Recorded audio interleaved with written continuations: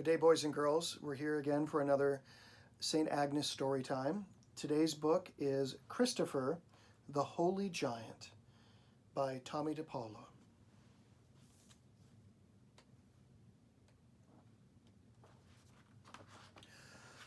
A long time ago, in the land of Canaan, there lived a giant known as Reprobus. Because he was so big and strong, Reprobus wished to serve the greatest and most powerful king in the world. So he set off to find him. You can see going off.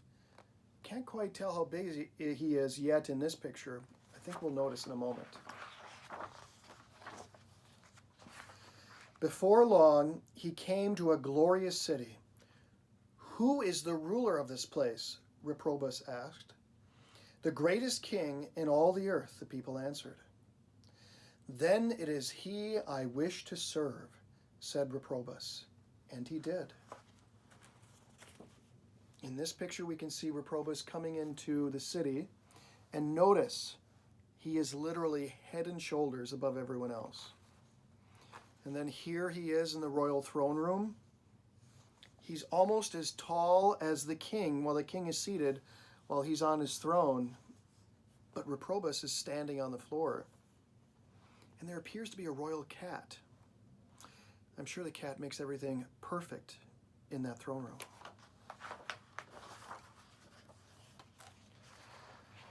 One night, a minstrel sang from the court, and in his song, the name of the devil was mentioned again and again. Every time the king heard the devil's name, he made the sign of the cross, just like this. "O mighty king," said Reprobus, "why do you do this?" "I fear the devil and his power over me," the king answered. "I cross myself so that he won't harm me." "If the king fears the devil, then the devil must be greater and more powerful than he," said Reprobus to himself. "I shall go and seek this devil and ask if I can serve him." Here is a picture of the royal court. There is that minstrel, and then here is Reprobus leaving the ministry of the king. Reprobus traveled for many months until he came to the edge of a vast desert. There he met a fearsome creature. "Where are you going?" he asked the creature. "I am looking for the devil." "Where are you going?" asked the creature. "I am looking for the devil," Reprobus answered, "because I have heard he is the mightiest of all, and I wish to serve him."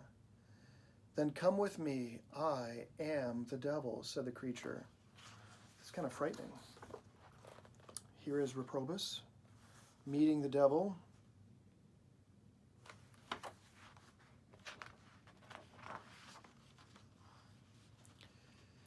As Reprobus and the creature set off, they came upon a cross high on a hillside. The devil shook with fear and hid his face. "We must turn back," he said. "Why are you afraid?" asked Reprobus. "The cross belongs to Christ, who is even more powerful than I am," said the devil.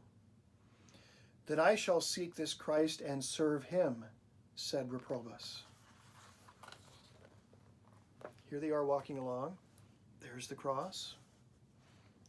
There's the devil cowering in fear. And here is Reprobus leaving the devil, thank goodness.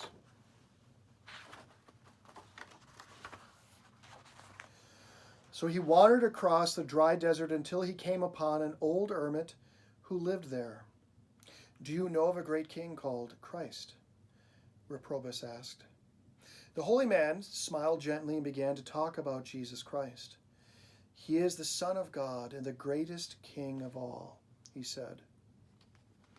"Tell me how to find him so I can serve him," said Reprobus. "You cannot find him," the hermit said. "You must pray, and Christ will find you." But I don't know how to pray, Reprobus said. Stay with me, and I will teach you, asked the hermit. Then you will be told how best to serve Christ. Here's Reprobus coming to the hermit. Look at that. And then the hermit pointing to the cross and to some little palm branches.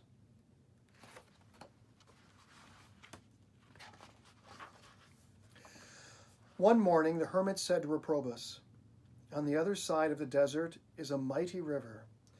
Many have perished trying to cross. Go there. Because you are so strong and tall, carry all who ask to the other side. Then I am sure Christ will reveal himself to you. Up here is the hermit pointing the way to this vast river.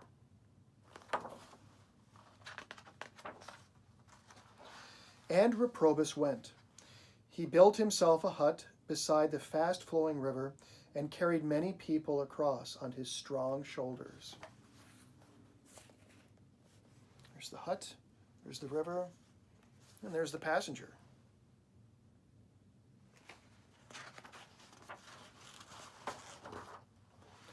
One stormy night while he slept, Reprobus heard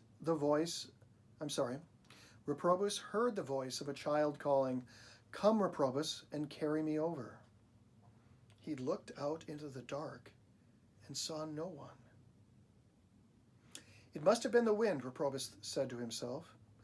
Again he heard the voice, and again he saw no one.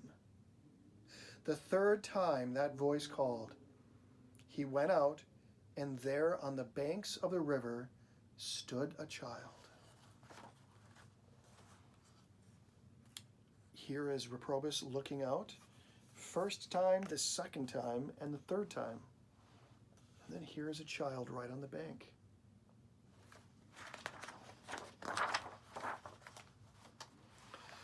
Reprobus, carry me across the river, the child said. So Reprobus lifted the child onto his shoulders, took his staff, and started to wade through the stormy waters. The river began to rise, the water churned, and the current grew stronger and stronger. As Reprobus struggled to cross, the child on his shoulders seemed to grow heavier. He's starting his journey right over here, and then he's struggling. You can see the wind is picked up. The waves are pushing against his legs. But that's just a little child. The further he went, the higher the water rose, and the heavier the child became. But Reprobus pushed on, even though he feared he might drown in the storm. There he is. He's away from his hut, from the side of the river, and he's struggling against the water, against the storm, the wind, and his burden is getting heavier and heavier.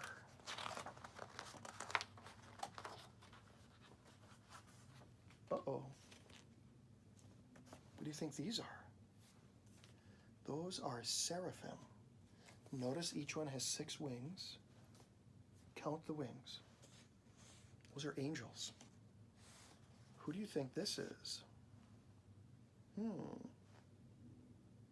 Here he is struggling all the more, Reprobus. At last, Reprobus reached the other side of the river, and he set the child down. "You put me in great danger, child," he said. "You were so heavy that I felt I was carrying the whole world on my shoulders." "Reprobus," the child said, "not only were you carrying the world, you were carrying the Son of Him who created it. I am Jesus Christ, the King whom you have been serving by this river. From now on, you shall be known as Christopher, bearer of Christ. And to show that you serve me, set your staff on the ground next to your hut. Tomorrow you shall see it flower and bear fruit.